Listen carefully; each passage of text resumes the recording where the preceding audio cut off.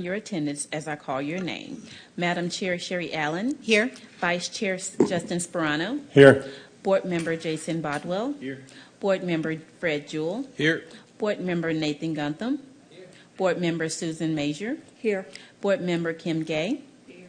Your attendance have been confirmed and will be included in the official meeting minutes. Now I will read the announcements regarding the decorum and the procedures of the Board of Appeals. The Board of Appeals' duty is to review and decide on appeals of the Director's administrative decision or interpretation of the Development Code. Appeals regarding approval or denial of a preliminary or final plat without any dedication and variances from the standard of the Development Code. The petition will be heard in the sequence listed on the posted agenda. Following are some of the rules and procedures for this part of the meeting. The applicant and all those speaking in support of the application will be allowed a total of 10 minutes to present their petition. The applicant may choose to save some of the time for rebuttal following the presentation by the opposition. The opposition will be allowed a total of 10 minutes to present its position. Since the burden of proof is upon the applicant will be allowed to make closing remarks, provided time remain from the original allotted time. Staff will keep track of the time for both sides. Those called to speak will be taken in the order that the public comment cards were reviewed or received by the Planning and Zoning Clerk prior to the beginning of tonight's meeting. All speakers will identify themselves by name, address, and, if applicable, organization before beginning their presentation. Demonstration of any sort within the chamber is prohibited, so please refrain from any applause, cheering, booing, outburst, or dialogue when the person is speaking. Please show the same respect to the person speaking that you will expect to receive. The applicant shall not submit materials to the Board of Appeals during the meeting. All materials should be submitted to the Community Development Department at least 21 days prior to the scheduled meeting for inclusion in the normal distribution of packaging to the Board. Thank you, Chair. Thank you. Can I get a motion for approval of today's meeting agenda? Motion. Second. All those in favor say aye. Aye. Unanimous approval of the meeting agenda. Can I get a motion for approval of the meeting minutes of the January 7th, 2026 Board of Appeals meeting? So moved. Second, anyone? Second. All those in favor say aye. Aye. The chair votes aye. It's unanimous. Can we call the first case, V 2554-701 Bass Way?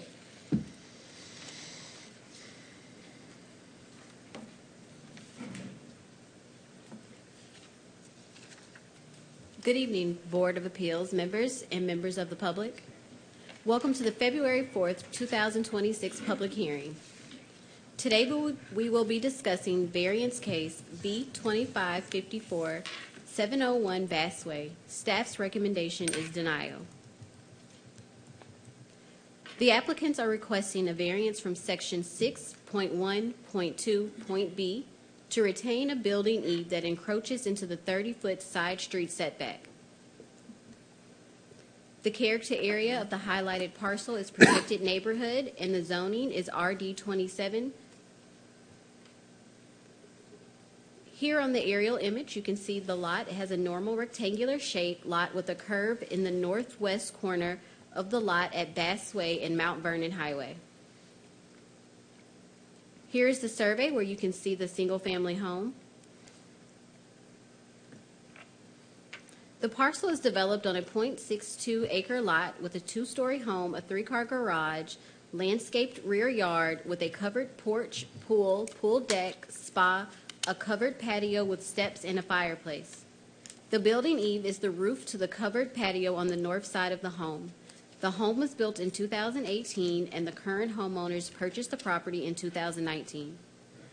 Evergreens screen the entire north side of the home, including the patio with the building eave encroachment, while other trees and landscaping screen the rear neighbor's view of the building eave.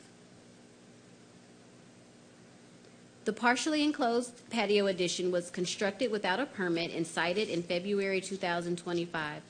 The applicant agreed to remove the portions of the partially enclosed patio and eave that were in violation of the building code. The applicant removed only the walls and the steps that were part of the encroachment and neglected to remove the roof eave portion, hoping to keep a consistent roof line. Here we have southern angles of the building eave encroachment. Next. Angles of the screening from the north yard in the southern direction of Mount Vernon Highway. Here you can see the overhang on encroaching into the 30-foot side street setback. This proposal is seeking a variance to allow an existing building eave to encroach into the 30-foot side street setback by 5.2 feet. Staff considered the physical characteristics of the property and public welfare. Staff have found that the characteristics of the property do not pose a challenge to develop the property. The building eave addition failing to meet the development code is a direct result of the current property and negates the intent of the development code. However, staff also finds that the development is not detrimental to the public because it is fully screened by evergreens and other landscaping. It is not visible from Mount Vernon Highway or the neighborhood.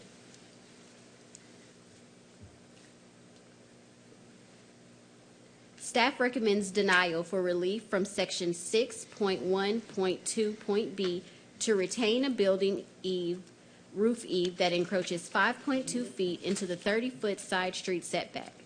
If the board chooses to approve the variance, staff recommends the following condition. The homeowner shall permanently maintain vegetative screening consistent with Exhibit A to preserve the intended visual buffer from Mount Vernon Highway and adjacent rear properties. This obligation remains in effect regardless of the condition, removal, or failure of any screening installed or maintained by the HOA. Thank you. Is there anyone here to speak on behalf of the applicant? If so, please approach the podium, state your name and your address. You're welcome. Hi there. My name is Andrea Darwish, and I'm the homeowner. And my address, I'm sorry, is 701 Bass Way. So what happened with this was that I was not aware that my builder had not filed for the proper permitting. I was cited back in February of 2025, and the work stopped on the property, and then it proceeded once the appropriate permit was, I guess, obtained. The other thing that I didn't know was that he was building into the setback. So my knowledge of this, and I've met with Jonathan Livingston and several members of the Building and Land Development Committee a few times, is that they told him that he needed to move the structure, which he had put up 3 feet back, 3 feet, I guess, toward my house, away from Mount Vernon Highway. He did that, but he did not remove the roof and put the roof back up and redo the roof. So as it exists today, the structure itself is within the setback that's required. It is only this portion of the overhang. It can't be seen by anybody, as you guys saw. It is completely shielded from Mount Vernon Highway. If I had it to do myself, I would have done it well within the boundaries of the setback and the guidelines. But unfortunately, to fix it, I guess he's got to take the entire roof off and put it back up again. And so I'm requesting the variance for that purpose. And I completely understand the mandate to keep the trees up and the vegetation there to hide it so that nobody can ever see it. But regardless of where you are, whether you're looking at the house from Mount Vernon Highway, whether you're looking at the house from the front of my house, or whether you're looking at it from the rear of the house, you can't see it. And I'm not saying that that makes it okay. And I really would have asked him to do it the right way had I understood what the guidelines were. But he kind of left me with the bag, holding the bag. So, All right, thank you. thank you. Is that, and you still have time reserved if you want to come back for rebuttal? I don't know enough to really say anything. Okay. But okay, thank All you. right, thank you. Is there anyone here to speak on behalf of the applicant?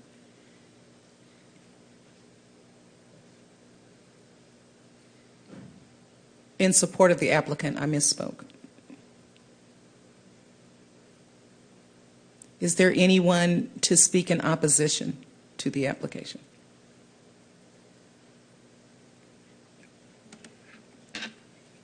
And you've stated you don't want more time to speak more, correct? Okay, so then we'll close the public comment period, and we will deliberate as a board. Can we go back to the recommendations? Yes. And do you want staff to speak to that, or you want the applicant to speak to it? Okay, staff to speak to it. Back to the recommendations, please.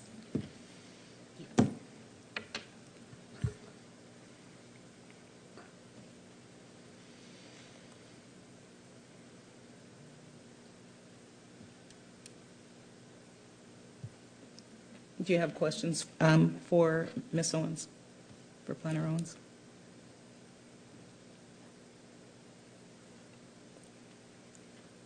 While Member Gay is looking at that, does anyone else have other questions? Yes. So it seems to me it was built somewhere in the construction, it was flagged as a violation of going into the setback, and then portions of it were rectified, but not the eve of the roof. That's what I'm hearing. So Correct. portions of the project, stairs and a retaining wall were rectified, but the Correct. roof was not. Correct. Okay. Anyone else? Member Gay? So I'm asking if she would be willing to do what the staff recommends by following the conditions. And you'd have to come back so we can pick you up on the mic so we have a complete hearing. That's quite all right, ma'am.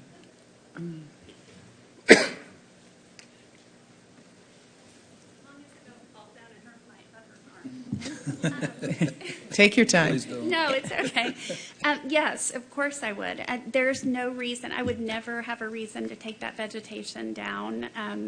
And again, if there was a way for me to lob off that part of the roof, and I even asked Jonathan Livingston this when he was out, but he said that that's not possible. So I would even do that. But yes, I'm absolutely willing to make sure that that vegetation is permanently up. And those trees, I've owned the home since 2019, and those trees grow at a miraculous level. So, I mean, they've gotten tremendously taller since I've been there, so they're just going to continue to grow.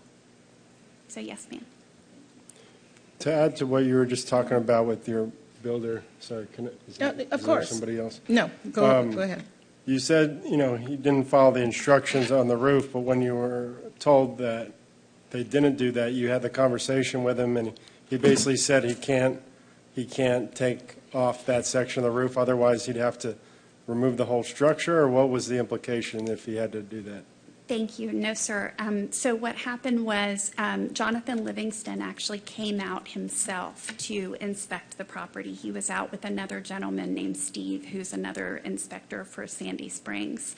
And so they were on site. I was actually on site, and the builder was on site.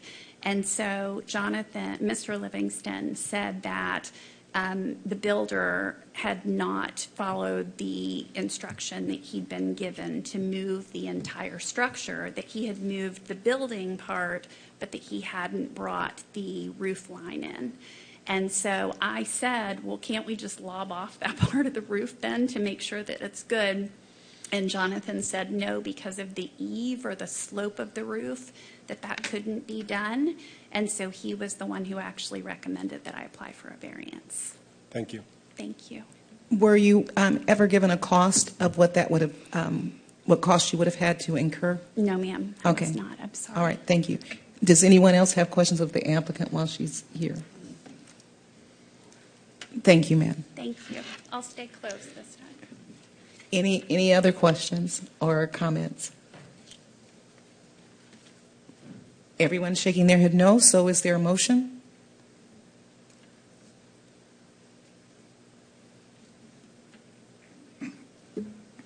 make a motion. Okay. I'll make a motion, I don't know what case number this is. V 2524. I guess I'm supposed to read it. I'll make a motion on V 2554.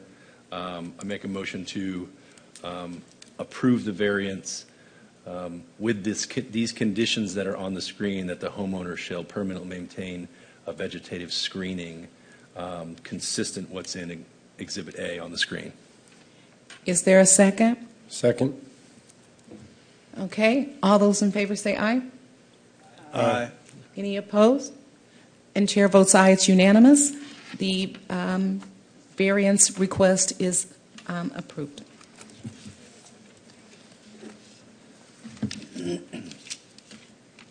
Clerk Brown, would you please call the next case? Thank you, Madam Chair. 2026-0003, V-25-53, 870 Edgewater Drive, a request for a variance from Section 6.1.2.B to encroach into the 60-foot primary street setback by 20 feet for a new home. Presented by Helen Owens, our Planner 3 zoning administrator. And Ms. Owens, before you present, we have a board member who's going to recuse himself. Board Member Fred Jewell Yep. is going to recuse himself on this particular case and not deliberate and not be in the room while we deliberate on this case. And then he'll come back in. Thank you.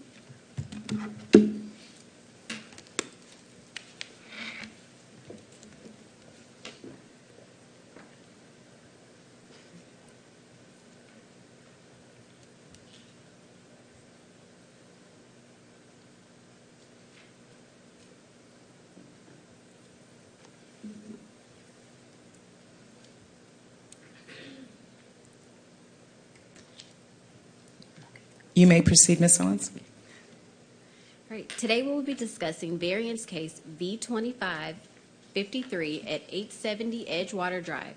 Staff's recommendation is denial. The applicants are requesting a variance from Section 6.1.2.B to encroach into the 60-foot primary street setback by 20 feet for a new home. The character area of the highlighted parcel is protected neighborhood and the zoning is RD27. Here on the aerial image, you can see that the lot has a normal rectangular shape.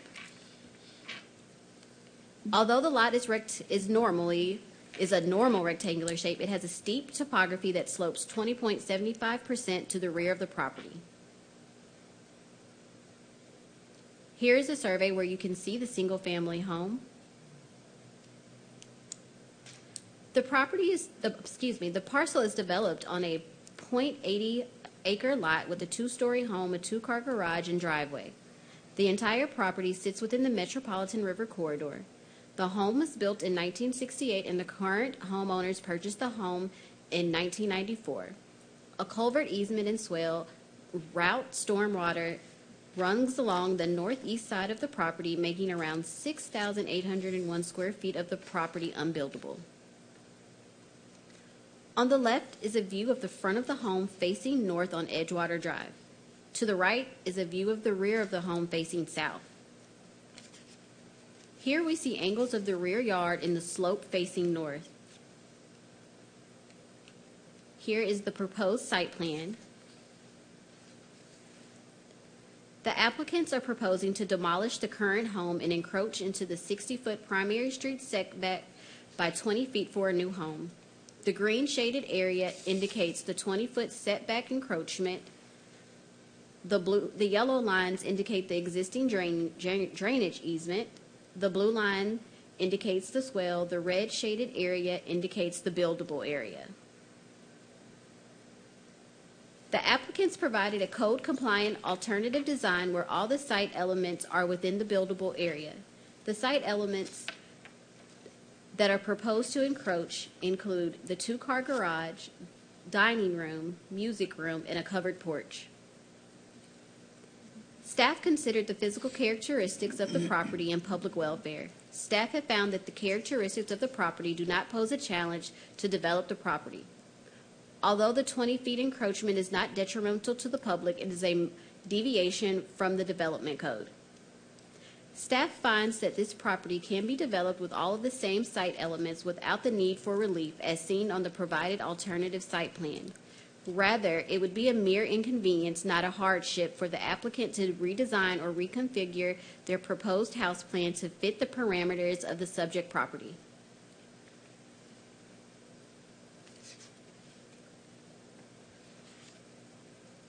Staff recommends denial of variance V2553, a request for relief from section 6.1.2.b to encroach into the 60-foot primary street setback by 20 feet for a new home. If the board chooses to approve the variance, staff recommends the following condition: the construction be substantially similar to the provided site plan. Thank you. Is there anyone here to speak on behalf of the applicant? And if so, sir, approach the podium. You both can, if you're here to both speak. Or even if you're not here to both speak, but you can both approach the podium and state your name and your address. Hi, I'm Bruce Bowen. I'm the property owner. I live at 870 Edgewater Drive in Sandy Springs. And my name is Sylvia Bowen, and I'm his wife, also living at 870 Edgewater Drive. Okay, if you'd like to proceed. I think I'll let you speak and I'll sit.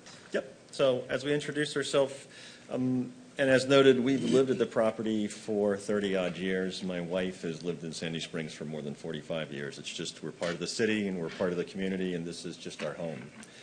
But we've reached a point in our lives where we desire a new, modern, more efficient home that has less repairs. We also want to accommodate for our 4 children and their families when they visit with us. Therefore, we've designed a house that's very family-oriented, but importantly has a master on the main to make it easier for Sylvia and I as we age. The house, but it is designed for family-oriented because it is a very family-oriented neighborhood. The staff did note that the proposed house maintains the overall character of the existing homes in the surrounding neighborhoods. In the design process, we had to account for the fact that 6,800 feet of the lot is unbuildable due to the culvert easement. But if you could put up page 1 of my exhibit, there's other design considerations that we have to work with. If you look at that, the yellow is the 6801 the staff has called out. Additionally, if you look at this area labeled B, that is incredibly steep. It's got actually a 26-degree slope, which would be very steep according to the staff, and that represents another 9,400, 9,500 square feet of the park, of the lot. Not to mention it's heavily wooded, which is important for the river corridor people. So you can see the topography that we're trying to work with. In total, we've got almost half of the lot, which is either unbuildable or very, very steep and difficult to build on. We also have to accommodate a stormwater management system made up of 72 AquaCells modules. This is going to require a trench that is 37 feet long, 5 feet wide, and 6 feet deep. For comparison, this is similar to burying about 1.5 Chevy Suburbans. We have engaged with a professional engineer to do the hydrology study, and we worked with the city engineer, John Amsbury, on that. That trench is important because it bears in mind how we construct the house, how we lay the house out, and what root systems we tear up or do not tear up. With an architect, landscape architect, and the hydrology engineer, we designed the house that did not require a variance. Then we had an advanced 3D rendering built that combined the architectural plans, the detailed survey, and the actual survey. Could you put up page 2, please? So this is what the house would look like from the back view. The blue line is the living space. Everything below the blue line is either a void, fill dirt, or something like that. So there's a lot of difficulty of constructing those very large walls. The stormwater management system would have to be placed somewhere within the constructed terraces, which means I have water percolating behind a retaining wall constantly. So it just creates a lot of complexity. A lot of complexity and a lot of risk along the way. We could potentially move the stormwater management system back further but then we get into disrupting many more root zones that exist along the way, and we tear up many more trees. We discussed making the house wider to try to pull the house forward. We looked at alternatives. We explored the alternatives with our architect, but if we thought maybe we could push the house further back, but that just amplifies the issue. We talked about taking the back porch off, but then we can't enjoy the beautiful backyard. Plus, we have a third-car garage tucked underneath the back porch. We concluded that the best way to work was to actually move the house forward by 20 feet. This would actually, if we moved it forward, we could take that high wall and cut it in half. We would actually have a playable, usable backyard, and we wouldn't have any of the risk associated with the engineering required to build all the retaining walls and such. So that was the decision to make the application for the variance. The staff also noted that our request is a minor deviation from the code, and again, that we maintain the overall character of the neighborhood and the existing homes. I want to point out that there are many examples of houses in our neighborhood with this same minor deviation. If I travel a quarter of a mile down the street, I come across, also on Edgewater Drive, I come across 5 houses that encroached on the setback between 17 feet and 29 feet. Those houses are 960, 970, 980, 990, 1000, 1045 Edgewater Drive. I can go a little further back in the neighborhood. I can go 3/4 of a mile into my neighborhood on Mountain Creek Trace, and there are 5 more houses that have encroached. Those houses are 50, 55, 60, 70, and 80. So, and in fact, the variance for 50 Mountain Creek Trace was granted in November, just past November of 2025. All like ours, all of these houses have very difficult topography. I noted with my buildability and the culvert easement, I'm losing approximately half of the buildability area of my property. The houses that I called out all have difficult topography. They're either backed up to a rock wall or it falls off in the back. Those houses have been built with an accommodation toward the topography that they have. In preparation for the hearing, we sent the necessary letters to the neighboring property owners and posted the required signage. I also spoke with all of my immediate neighbors, the ones on the right, the ones on the left, and the people across the street. There's nobody behind us, thankfully, except the swim tennis club and potentially the Sandy Springs Park in the future. Everybody endorsed the project. They were happy. They didn't have any concerns. They thought that it would improve the neighborhood.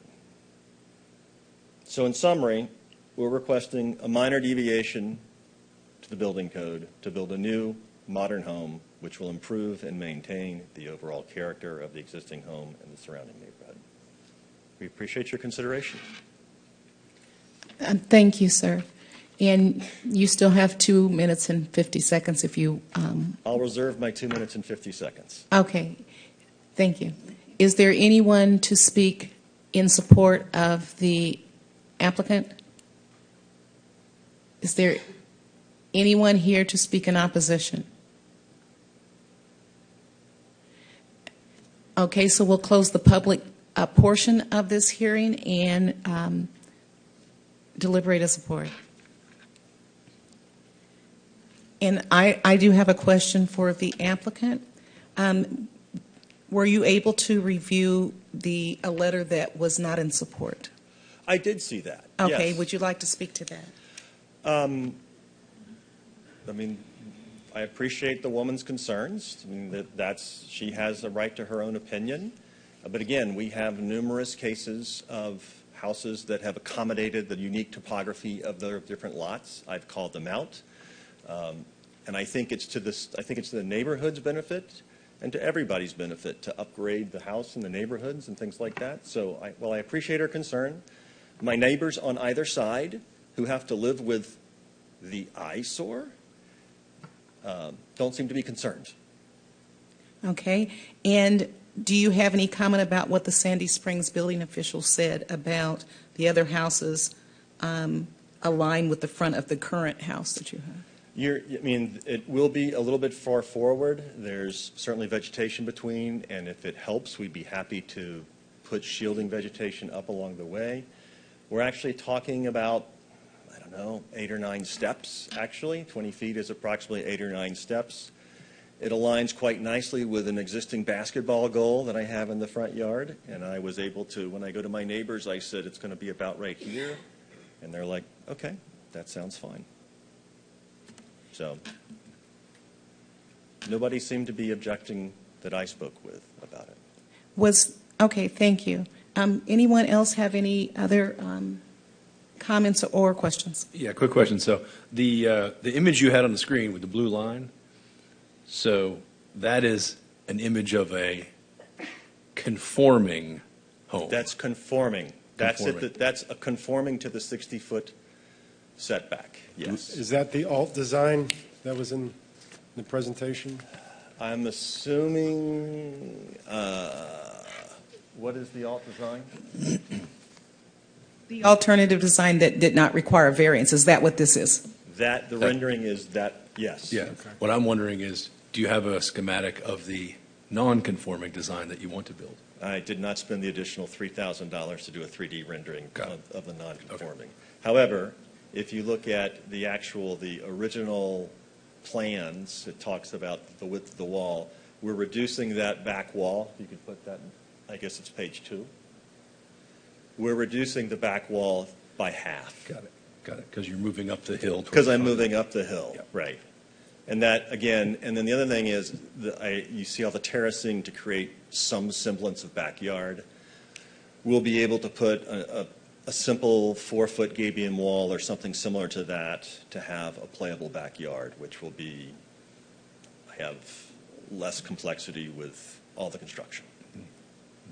And sir, you mentioned a 3-car garage. Where in this 3D rendering is that? It is tucked underneath the back deck. You Okay. can't see it, but there's a driveway. So we felt the 3-car garage was important for the neighborhood. And why did you feel it was important for the neighborhood, if you could Because- explain that to me? Because all of the new houses that are being built in the neighborhood or in the corresponding neighborhood across Riverside Drive all have 3-car garage. And if it's a family-oriented, people they want to have the extra space to put things in. And on top of that, we wanted it also was a bit of a benefit that we could tuck it underneath the deck. Okay. Any other questions? Any other comments? Anyone else? Any comments for staff? Questions for staff? Thank you, sir. Thank you. Okay. Is there a motion?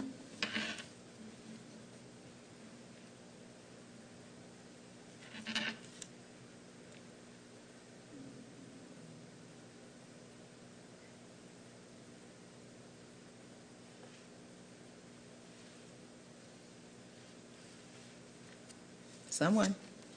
We have to move one way or the other. Okay, well, if you're still looking at it, okay.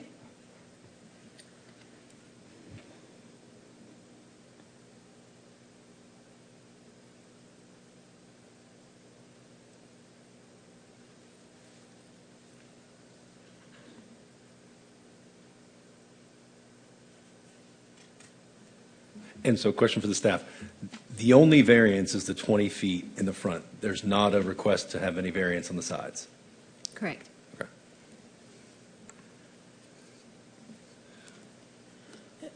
And I have a question for the applicant. I'm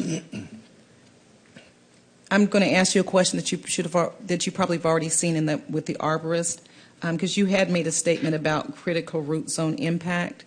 Was there any study or anything like that you have? We have not been able to have the study. Well, we've passed the metropolitan, the Chattahoochee River corridor already.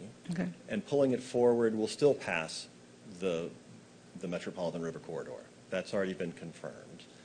Let me make sure I understand. Are you saying with the alternative design you passed, or with the new design? I'm just trying to. Either design works. Okay. Okay.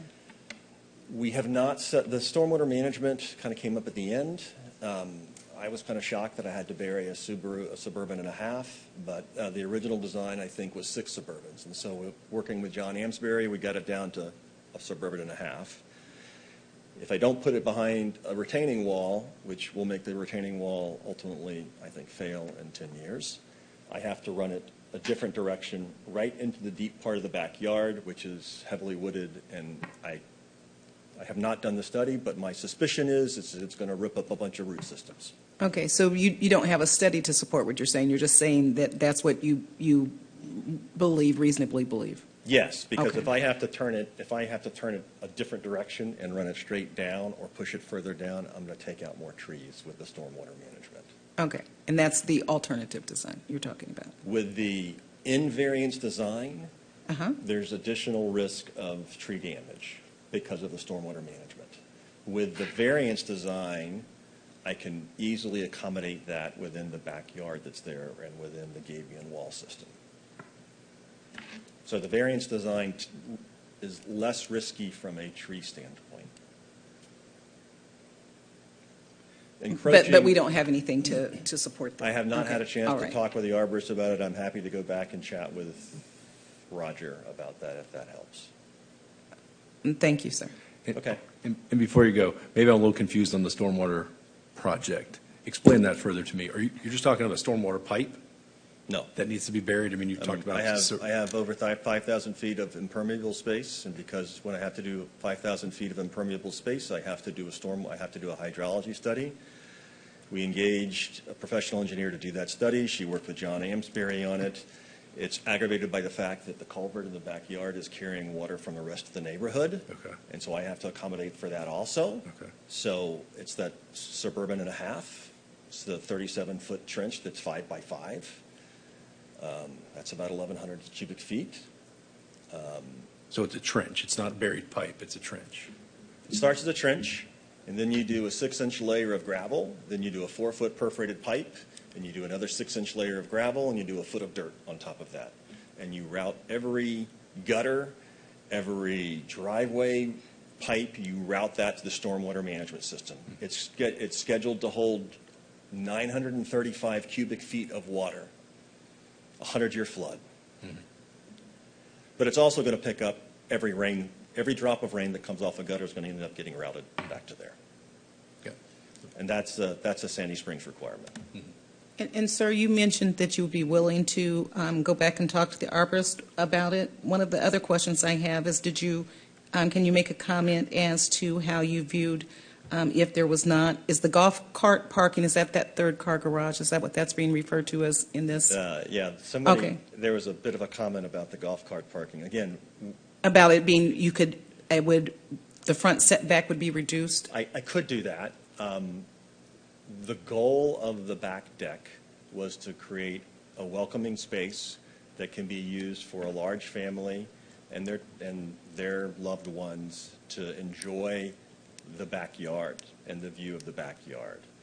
If I take out the golf cart, then I reduce the size of the back deck by, I think it's 20 feet deep right now. We reduce it to 10 feet. And it's still a nice deck, but it's not accomplishing it's as much as we had wanted to accomplish. And let me ask you this, are you willing to consider, because we do have the possibility, if an applicant is willing to consider going back to speak and working more on this, we could defer and have you come back. Was that something that you would consider or not? I would consider that if we would like to do that. We do need to get on with this at some point, Chairperson Allen, just because we want to get the ground broken and get going. But yes, I would consider deferring if we could get back at the next Board of Appeals, if that would help. I'm just asking if that was something you would consider. Okay, thank you. Yes. Okay. Any other questions?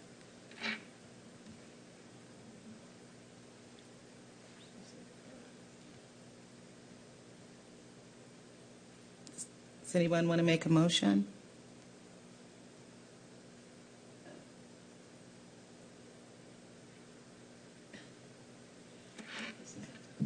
And deferral is also one of those things that can come with a motion as well. I make a motion to defer. I second. All those in, discussion, okay, discussion.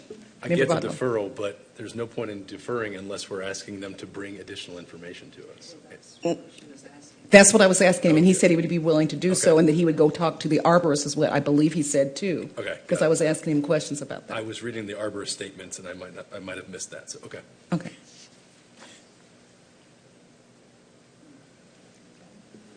So are you ready? Any other there was a second, Susan. I apologize, Madam Chair. Is the motion to defer to the next meeting, or is it? Yes. Okay, so that's all right. Just to clarify.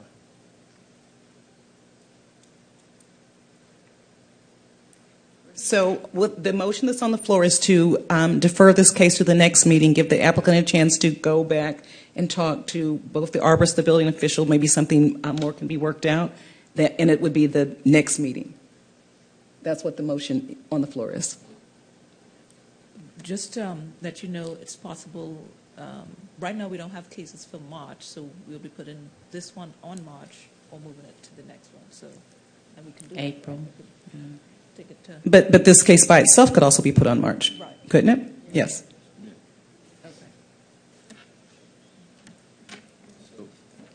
So you could clarify in your motion if you want it to come forward next month, or if you want to do it to a date certain. See what I mean? You could. I understand what you're Yeah, saying. Yeah. It could come next month if you wanted it to. Yeah. Yes, ma'am, since I can't make the motion. I make a motion to defer until March meeting. Yes, sir. Do I have to keep the sign up? Yes. You'll change the date on the sign. No. If you want to take it down, you could take it down, but it just needs to be up 15 days prior to the meeting. It has to be up there. 15 days prior to the meeting. I think it's March 4th, right? It's March 4th. The first Wednesday of March.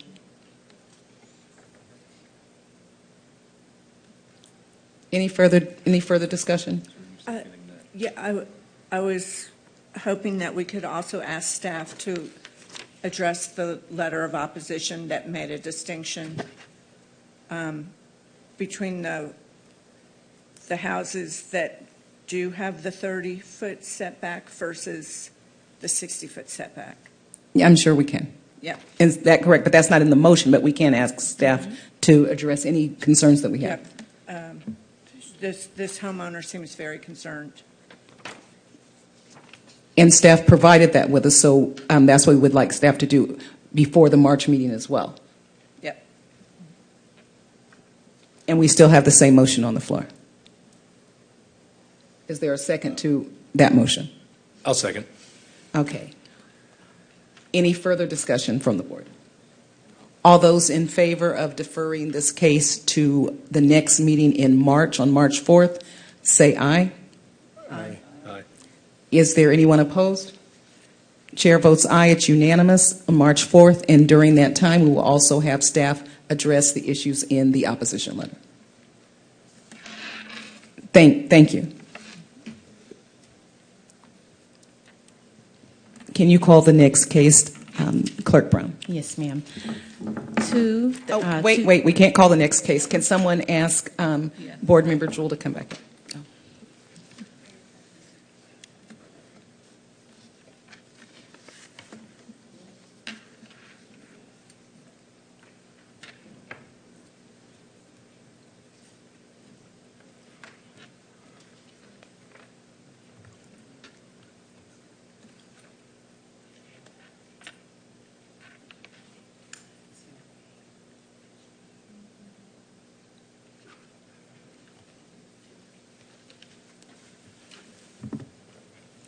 Please call the next case. Thank you, Madam Chair. 2026-0004 V-25 4825 Franklin Pond Road, a request for a variance from Section 11.7.2.b.3 and Section 6.1.2.b to expand and alter a non-conforming structures in the 35-foot rear setback and a 50-foot primary setback, presented by Laquita Williams, our planner 2. All right. Thank you, Sam. Hello. Good evening, Board of Appeal members and members of the public. This is the last case for the night, so I'll try to keep it quick. Today we will be discussing variance B2560 at 4825 Franklin Pond. Staff's recommendation is approval with a condition. So the applicants are requesting a variance from Section 11.7.2.b.3 and Section 6.1.2.b to expand and alter non-conforming structures in a 35-foot rear setback in the 50-foot primary street setback.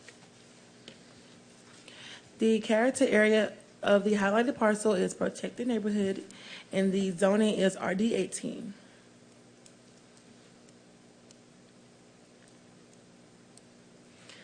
All right. Here on the aerial image, you can see the trapezoidal-shaped lot on Franklin Pond Road. Here is the survey where you can see the single-family home and several residential accessory structures.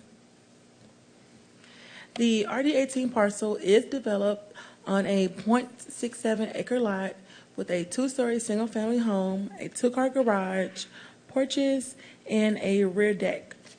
The home was built in 1988, and the current homeowners purchased the property in 2005.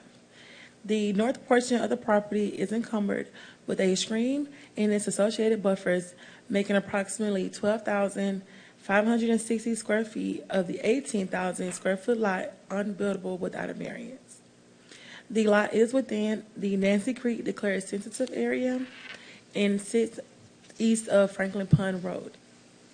The current home is considered a legal non-conforming structure where the home encroaches into the 50-foot primary street setback by approximately 16 feet and the 35-foot rear setback by approximately 7 feet. The lot would not be buildable with a reasonable sized home if there were strict adherence to the development code. Here are some images of the existing front of the home and the 2-car garage. Here are some images of the rear screen porch and the deck that are proposed to be demolished. The image to your left shows the rear deck and the sloping to the west. The picture on the right is another view of the rear yard and structures. Here is the site plan with the proposed structures outlined in blue. The applicant is seeking a variance to expand and alter their non-conforming home.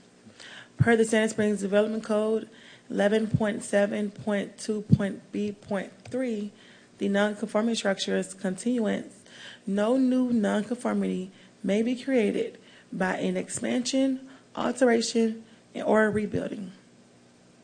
Per Santa Springs Development Code Section 6.1.2.b, setback encroachment, all buildings and structures must be located at or behind the required setback.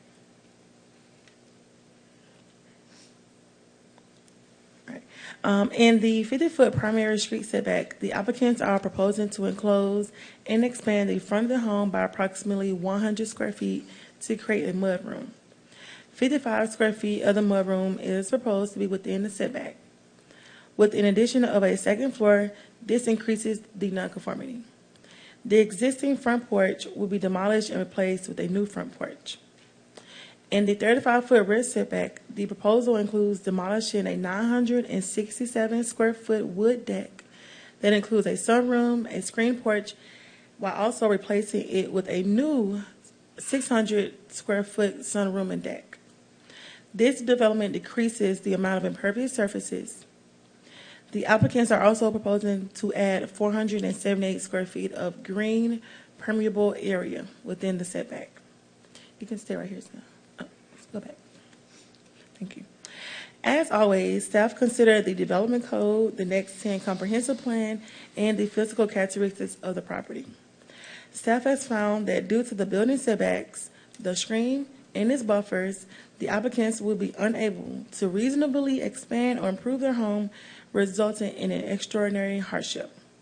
Staff further acknowledges that the proposal includes a limited expansion of the existing non-conforming structures, and it also removes a large portion of the existing deck, making it a net reduction of impervious surface. Next slide. Thank you. Staff recommends approval of V2560 with the following condition: that the construction be substantially similar to the site plan provided with this application.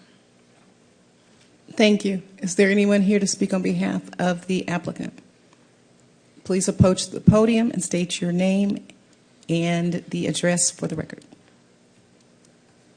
Good evening. My name is Den Webb, 1105 West Peachtree Street, Atlanta, Georgia, 30309, here on behalf of Rabi and Adisa Durey-Raj. I have a PowerPoint, but I can't control it. And so I think I can move through this pretty quickly. So I also have some handouts on paper. If you guys, everything in here is in the file already. This is just an exhibit. I think I could get through this a lot quicker if we flip through the pages and staff follows along with the PowerPoint. And we just have to decide as a board, do we want to just see that, the papers and everything? Yes. Okay, all right, thank you.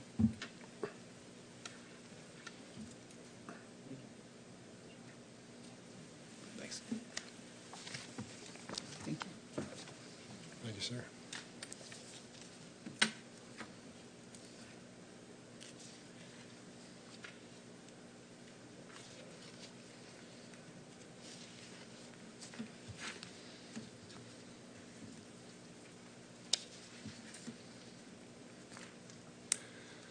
So Laquita did a good job of setting this up, and I can skip through these first couple pages. You'll notice page 1 is a similar image to what she showed of the trapezoidal-shaped lot.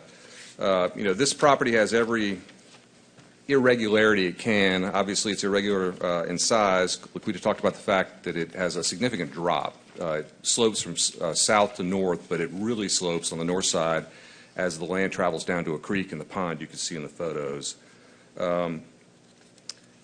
In some of the images that you showed, and I'll go through this a little bit more in a second, you could see all the lines running through that house. The fact is, this property is severely encumbered by the stream buffers, and by our count at least, and I had an engineer in my office calculate this, if you factor in the stream buffer, the setbacks, and other requirements under the code, 95% of this lot is actually unbuildable. So, this is the exact reason we have a ZBA to address properties like this.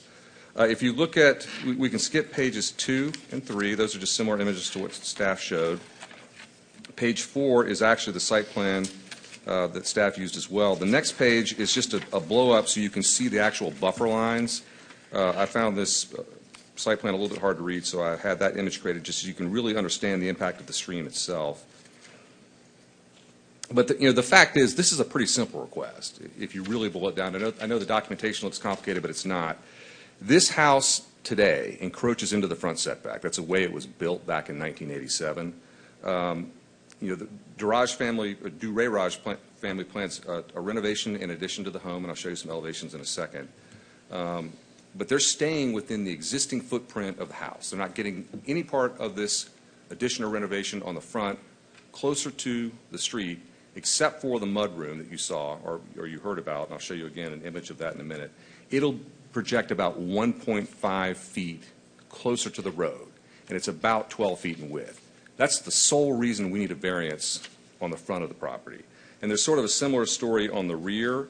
As you heard, the plan is to remove the rear deck and an existing screen porch and replace it with a smaller deck and a sunroom. And we're actually going to shift everything south, so that will move it all further from the stream and the stream buffer, and will actually remove a significant amount or some impervious surface and replace it with grass. So we're moving the structures further away from the stream buffer and the pond, and we're adding some landscaping where there is impervious surface now. But as part of that rear addition, about a 25-foot portion of a wall on the back will extend towards the rear yard about another 1.5 to 3 feet. So again, it's not the whole back of the house. It's a minimal part. That part also is above the ground, so it's suspended in the air. But that's the sole reason we need a variance on the rear as well. So again, I only refer to it as simple because when I saw those drawings prepared by the engineer, which were fantastic, by the way, that's such a detailed package for residential construction, I still found it hard to read because he had every conceivable filter on there, and I just wanted to make sure we all understood. We really need one small thing on the front and one small thing on the back. Otherwise, on both sides of the house, what they're proposing to build will stay within the footprint as it exists today. I'll quickly rip through the remainder of my exhibits. If you turn to, I believe, page 6, which is this page right here, it's just a little, I asked the engineer to pull out the areas that were going to be affected. On the left is the existing condition. Again, there's a front porch that will come off and be replaced. There is no variance needed for that. You can see the mudroom there. There's a notch in the house now. If you think back to the image of the front of the house, there's a house, there is an attached garage, and there's sort of an indention there. Basically, that will be enclosed, and there will be another floor built on top of it. But that's where the mudroom is going to be, and that roughly 12 feet or so will be about 1.5 feet in front of the existing line of the front wall of the house. And again, you can see in the back, if you look on the left side, there's a great big red area. That is the deck and existing screen porch. On the right, you can see what it's being replaced with, and you can see how much smaller it is and how, again, the activity is moved to the south and away from the stream. And the area that you see that is no longer there will be replaced with grass and landscaping. I'm going to skip ahead 2 pages to this page right here. These are the elevations that show you what the Duray-Raj family plans to do with the house. Again, you can see the 2-story glass area between the garage and the main house. That's where the mudroom is. So that, again, that roughly 12 feet will be a 1.5 foot projection from the existing facade wall of the front. And if you turn to the second page, you will see the rear. And the area of projection there is that spot on the left. It looks sort of like it's bricked. Again, that extends about, it varies, but 1.5 to roughly 3 feet closer to the back of the lot. So again, that's the reason we're here. The Duray-Raj family has talked to their neighbors. The last 3 items within this packet are those letters from the neighbors. They've got a letter from the next door neighbor to the south. They got a letter from the next door neighbor to the rear. There's someone on the other side too, and I know Mr. Duray-Raj went and spoke to him. He's actually pretty far away, actually on the stream. The guy said he had no objection, but he didn't ask him for a letter just because he's really far enough away to not be materially impacted by what's happening here at all. So, as staff mentioned, they have one condition which we agreed to. So our request would be that you approve this with the staff condition. Thank you. Thank you, sir. Is there anyone here to speak in support of the applicant? Anyone here to speak in opposition?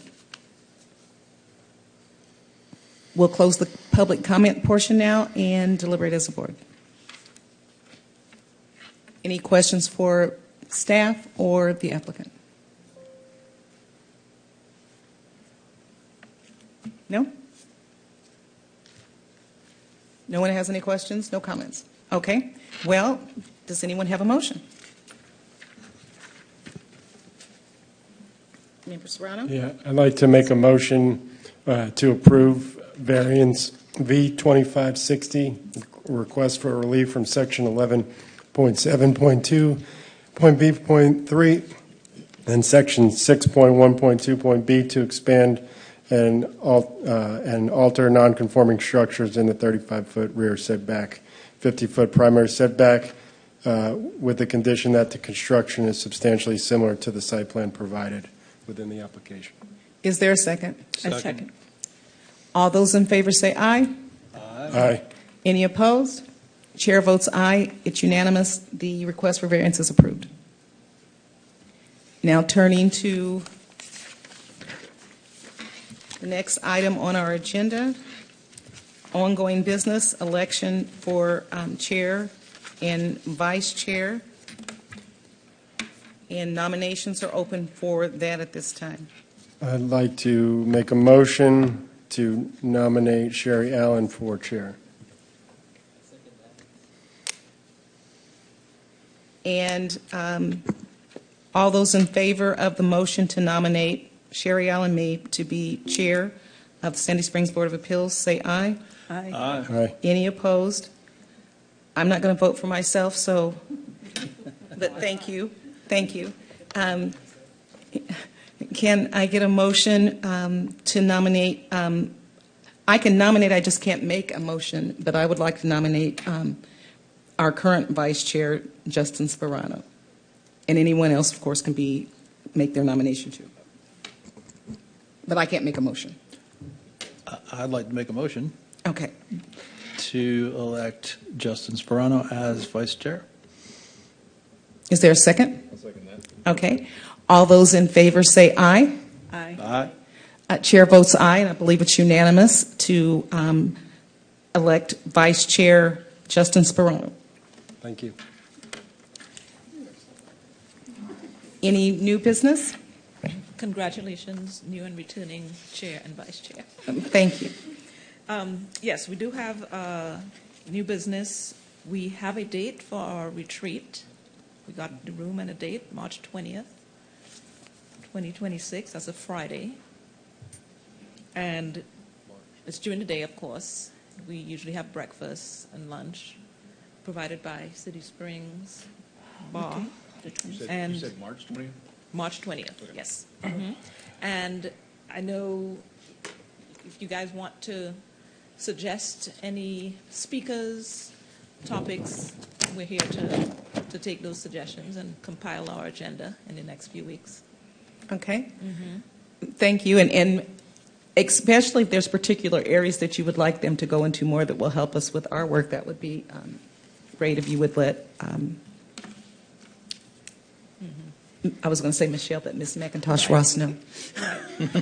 And also tomorrow and Friday is the Mayor and City Council's retreat, and that's going to stream online if you go to our public meetings portal. So sometimes, we usually get some speakers from there, ideas from there. That's why we have ours at least a month from that meeting. So we'll be looking at that meeting and then planning our agenda for the March 20th. So we'll meet with the Planning Commission As well, yes. It will be Planning Commission and Board of Appeals, yes. I thought last year Mike Alexander from ARC was great. Okay. The statistician, so if he's available, Okay. if there's updated information that he has to provide over the last 12 months, I really enjoyed that. I thought that was great. Yep. Great, and we'll allot him more time this time because he went Yeah. over a little bit. I agree with, I agree that it was great. Yeah, that'd be great. Anybody else? If not, hearing anything more, can I get a motion to adjourn? So moved. Is there a second? All those in favor say aye. Aye. Chair votes aye, we're adjourned.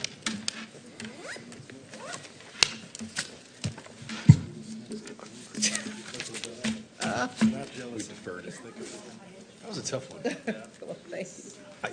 We deferred it to next month. I still don't quite understand. I was reading at the time what they are asked. What are they asked to come back and re-present next month? I was reading at the time, and I.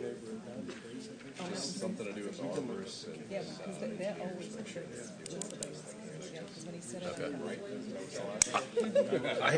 He was.